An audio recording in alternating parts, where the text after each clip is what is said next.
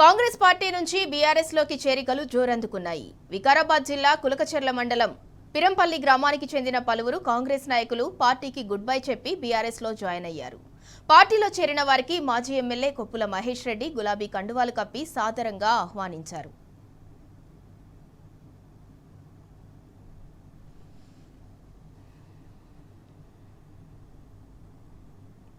Congress party నుంచి దాదాపు 20 మంది అలా పార్టీలో చేరడం జరిగింది. వారికి అందరూ కూడా స్వాగతం పలుకుతూ గతంలో బీఆర్ఎస్ పార్టీ తెలంగాణ కోసం పోరాడి సాధించినటువంటి తెలంగాణలో గడిచినటువంటి 10 సంవత్సరాల్లో అనేక సంక్షేమాలు చేసి ఇవాళ కొత్త ప్రభుత్వం వచ్చిన తర్వాత దాదాపు 420 హామీలు 6 గ్యారంటీల పేరు మీద ప్రజలను మోసం చేసి మరి ప్రజలకు అన్ని కూడా అనేక సంక్షేమాలు వస్తాయని ప్రజలందరూ కూడా మోసపోయి అలా కాంగ్రెస్ పార్టీకి ఓటేసిన సందర్భంలో గడిచినటువంటి దాదాపు 16 నెలలు అయిపోయింది.